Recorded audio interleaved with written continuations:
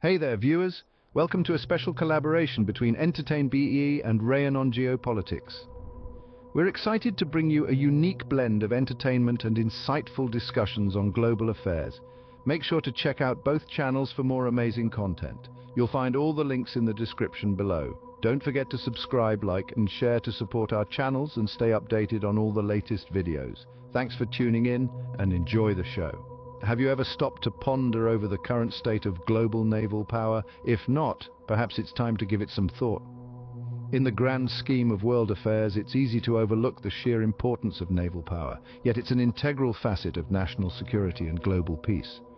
From the icy waters of the Arctic to the warm currents of the South China Sea, naval forces patrol the world's oceans, serving as both a protective shield and a deterrent to potential aggressors. Historically, the world's naval power has been largely dominated by Western nations, with the United States and its allies maintaining a significant presence across the globe. These forces have played a pivotal role in safeguarding international waters, ensuring the free flow of trade, and maintaining a balance of power. However, the dawn of the 21st century has seen a shift in this dynamic. As the world becomes increasingly multipolar, the balance of naval power is gradually shifting eastward. Asian nations, once considered peripheral players in naval affairs, are now emerging as significant naval powers. Among these, China stands out. The People's Liberation Army Navy, or PLAN as it is commonly known, has grown exponentially over the past few decades. According to a report released by the US Office for Naval Intelligence, the PLAN operates the largest naval force globally, boasting over 153 major surface combatants. And that's not all. The PLAN is modernizing its fleet, constructing state-of-the-art Ren high-class guided missile cruisers and Luoyang Mod 3 guided missile destroyers. In addition to surface combatants, China's naval force also includes aircraft carriers, amphibious assault ships, mine warfare vessels, logistics support ships, and special mission vessels. In the Asia-Pacific region alone, China has over 300 surface combatants, a testament to its growing naval prowess. The rise of China's naval power is a reflection of its increasing defense expenditure and a broader push to modernize its armed forces. This development signifies a new chapter in the annals of global naval power, one where the East plays a more prominent role. Indeed, a new era of naval power has dawned, and it seems China is leading the charge. Let's shift our focus to America, a long-standing naval power now facing challenges in the Indo-Pacific. For decades, the United States has maintained a strong presence in the region, with its Pacific Fleet serving as a bulwark against any potential threat. This naval force, composed of approximately 200 ships and submarines, 1,200 aircraft, and more than 130,000 sailors and civilians, has been instrumental in ensuring peace and stability in the Indo-Pacific. However, the current landscape presents a different picture. Today, America's naval power in the region is being tested like never before. With China's rapid naval modernization and expansion, the balance of power in the Indo-Pacific is changing. The US, once the unrivaled naval power in the region, is now contending with a formidable adversary. The challenges America faces in maintaining its naval dominance are manifold. Firstly, there's the issue of sheer numbers. With the PLAN operating the largest naval force globally, the US Pacific Fleet's numerical superiority is no longer assured. Secondly, there's the question of technological advancement. China's commitment to developing state-of-the-art naval vessels is a clear indication of its intent to challenge America's technological edge. Lastly, there's the matter of strategic positioning. China's assertive behavior in the South China Sea and its expanding network of military bases in the region pose significant strategic challenges to the US. So what does this mean for America's position in the Indo-Pacific? It's clear that America's dominance is not as secure as it once was. The rise of China's naval power and the shifting geopolitical landscape have created a new set of challenges that the US must address. It's a complex situation and the stakes are high. As we delve deeper into China's naval capabilities in the next segment, we'll explore how this evolving dynamic is likely to shape the future of naval power in the Indo-Pacific and beyond. China's growing influence in the Indo-Pacific is a significant factor in America's declining dominance. As we've discussed, China's naval power is expanding at an unprecedented rate, and this is having a profound impact on the geopolitical landscape of the Indo-Pacific. To understand this impact, we need to look at China's strategic moves. China has been aggressively pursuing its territorial claims in the South China Sea, a move that has raised tensions with the US and its allies. The construction of artificial islands, the installation of military infrastructure, and the assertive presence of Chinese naval vessels have all served to strengthen China's hold over these disputed waters. This has not only challenged America's strategic position, but also threatened the stability of the region. The impact of China's naval power on America's position cannot be overstated. The US, once the unrivaled naval power in the Indo-Pacific, is now grappling with a formidable adversary. China's naval expansion has not only challenged America's numerical superiority, but also its technological edge. The deployment of advanced naval vessels capable of projecting power far beyond China's shores is a clear indication of China's intent to reshape the power dynamics in the region.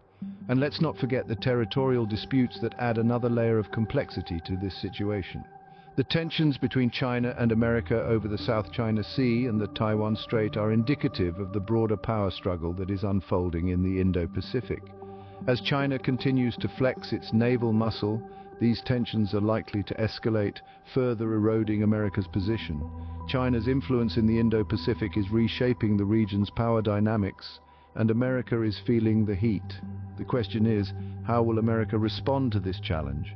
And what will this mean for the future of naval power in the Indo-Pacific?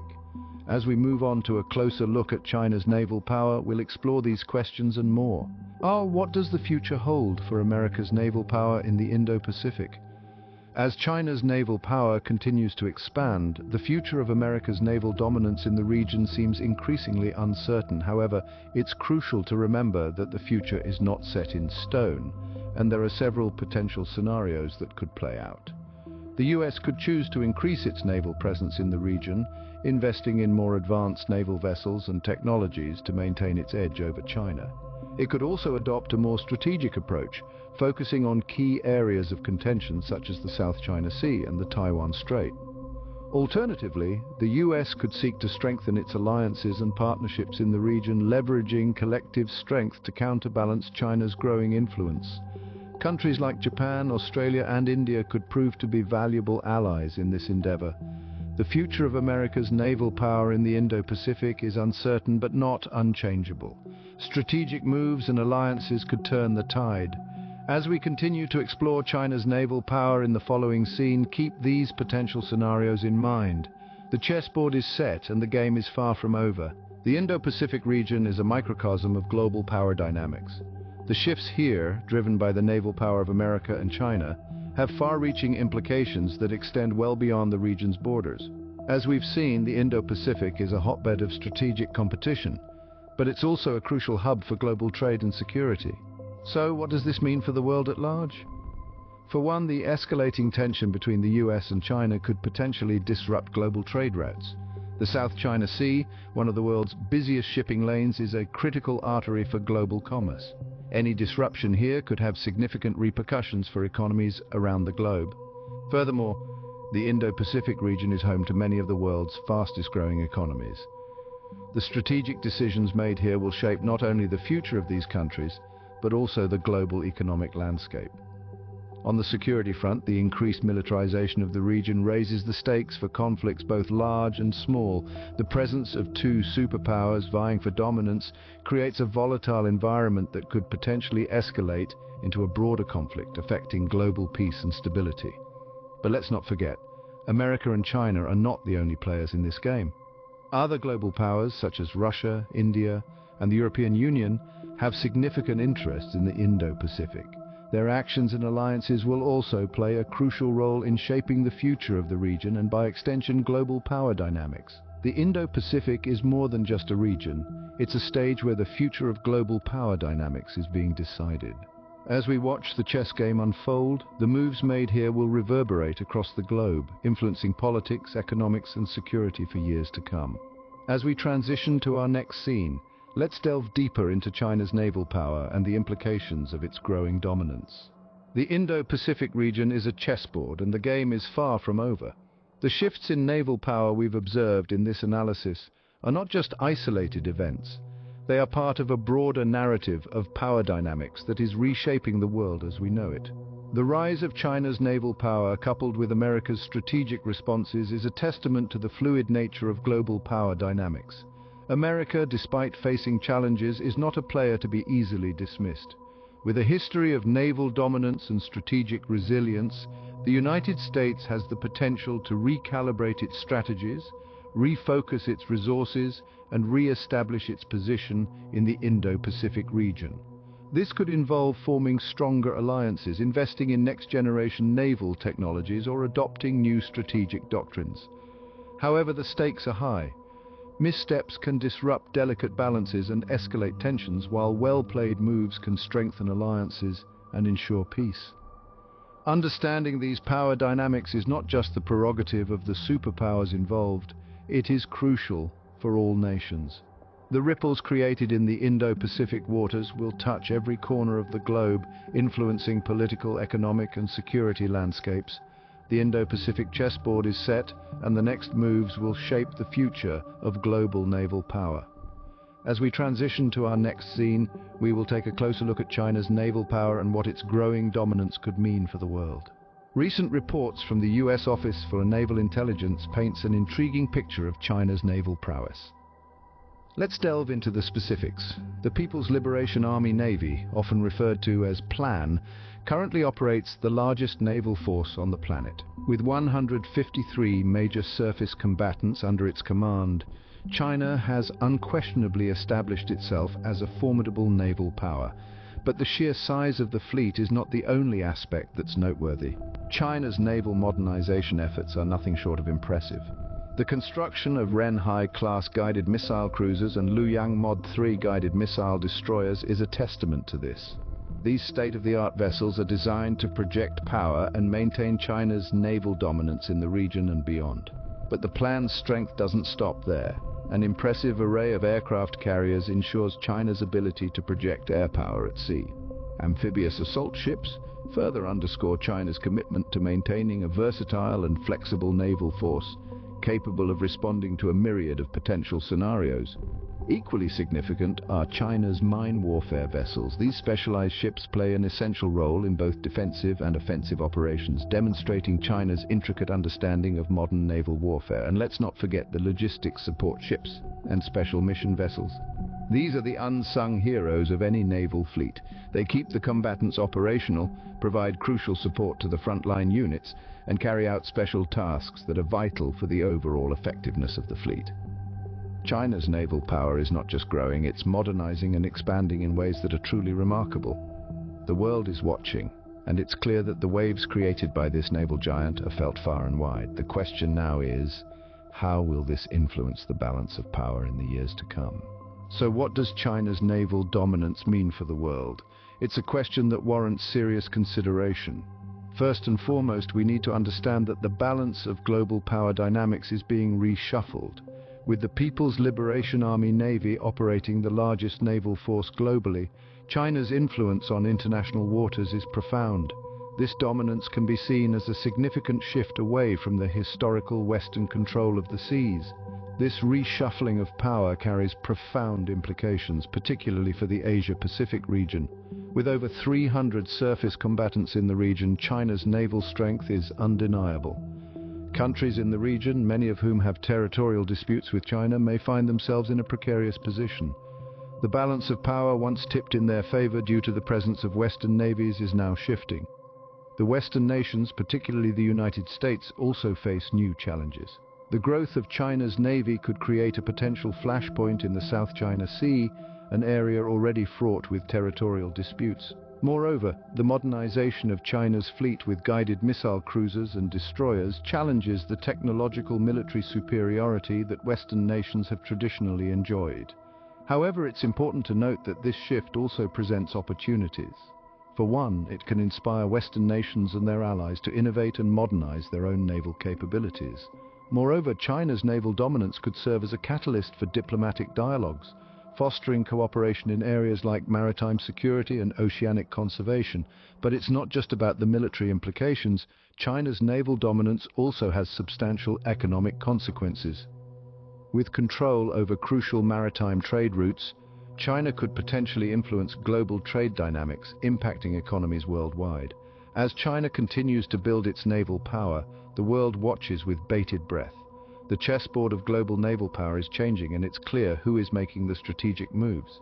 Amidst this shifting power balance, one might wonder what mechanisms exist to counterbalance such dominance. Enter NATO's Article 5, a cornerstone of the alliance's collective defense strategy. It states that an armed attack against one NATO member is considered an attack against all members. This principle of collective defense signifies that NATO members stand together, promising mutual defense in response to an attack. The implication is clear: the strength of one is essentially the strength of all. Historically, Article 5 has only been invoked once, in response to the 9/11 terrorist attacks in the United States. This led to NATO's participation in the International Security Assistance Force in Afghanistan, a testament to the strength of the collective defense principle. But how does this relate to our topic of naval dominance? Well, Article 5 plays a crucial role in maintaining peace and stability, not just in Europe but across the globe. It serves as a deterrent, signaling to potential adversaries that an attack on one member would bring a collective response from all. With China's growing naval dominance, understanding the implications of NATO's Article 5 becomes even more critical. It provides a counterbalance, ensuring that no single nation, regardless of its naval power, can dominate without facing collective resistance.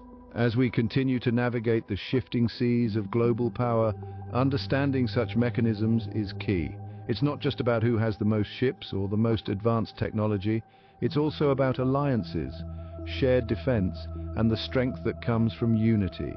Moving eastward, we find another player making waves in the global naval power game: Russia. Putin's actions in the Black Sea region have certainly raised eyebrows. The Black Sea, a strategic waterway linking Europe and Asia, has seen an uptick in Russian naval activity. From increased military exercises to the annexation of Crimea, Russia's presence in the region has become more pronounced. Now, what are Putin's strategic objectives in the region, you ask? Firstly, control over the Black Sea region would give Russia a strategic advantage, allowing it to project naval power into the Mediterranean and beyond. Secondly, it serves as a buffer zone, providing defense against NATO's eastward expansion. These actions, however, have not gone unnoticed. There's a ripple effect on regional stability. Russia's increased naval activity has heightened tensions, particularly with Ukraine, which has lost significant territory to Russia's annexation of Crimea. This has led to a military standoff, with NATO and its allies watching warily from the sidelines. Putin's actions in the Black Sea region are a cause for concern for NATO and its allies. It's a chess game, with each move triggering a counter-move. As the tension escalates, the question remains: will NATO's Article 5 hold firm in the face of this new challenge? As we delve deeper into the complexities of global naval power dynamics, understanding these regional power plays becomes increasingly crucial. Imagine for a moment if Putin decided to test NATO's Article 5 in the Black Sea region. What would be the potential fallout?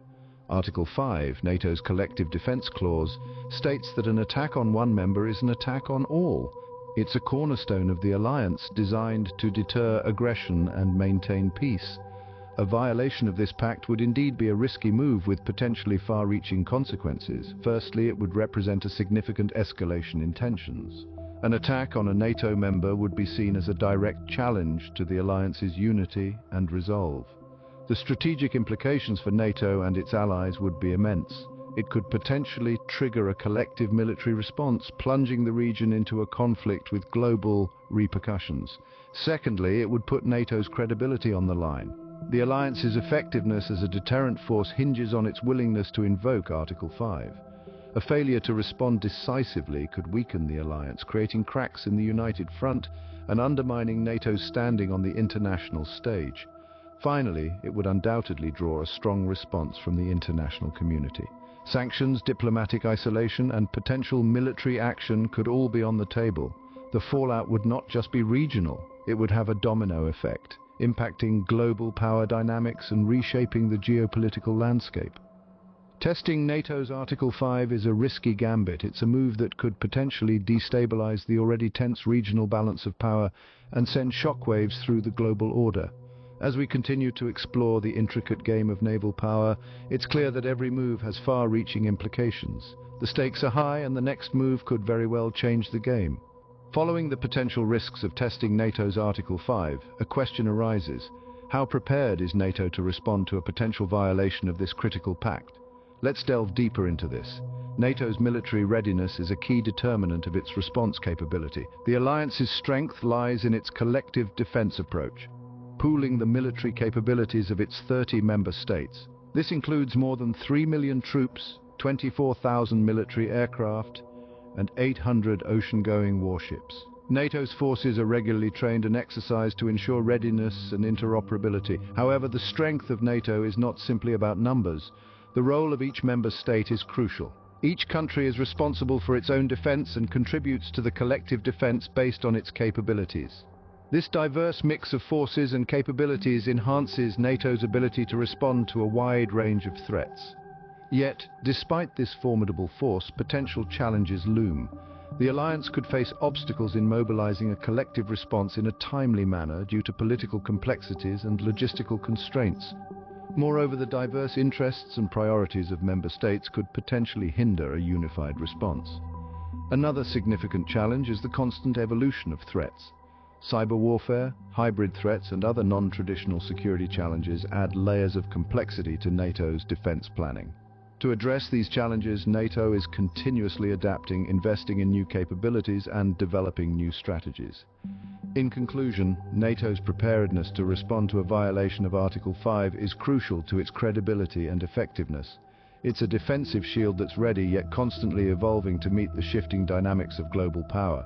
A potential violation of Article 5 would be a test of NATO's resolve and capability, a test that the alliance must be prepared to meet head-on. As we stand on the precipice of a new era, the future of NATO and the Black Sea region remains uncertain.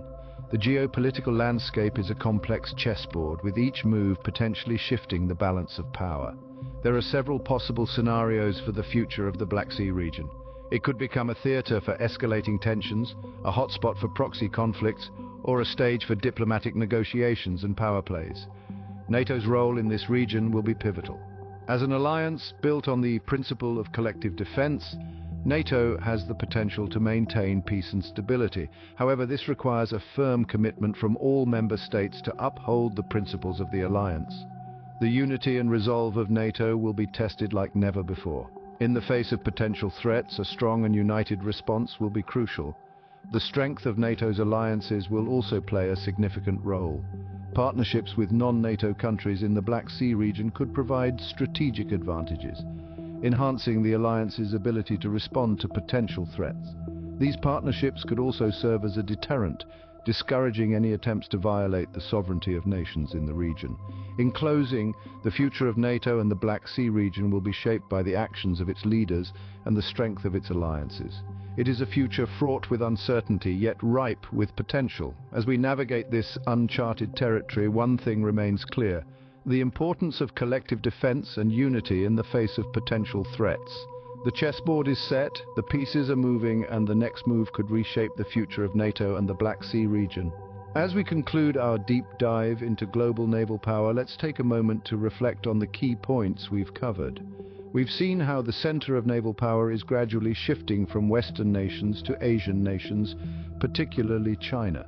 This shift is presenting significant challenges for America in the Indo-Pacific region as it grapples with the reality of China's growing naval power. The implications of China's naval dominance are far-reaching, affecting not just global power dynamics, but also international trade.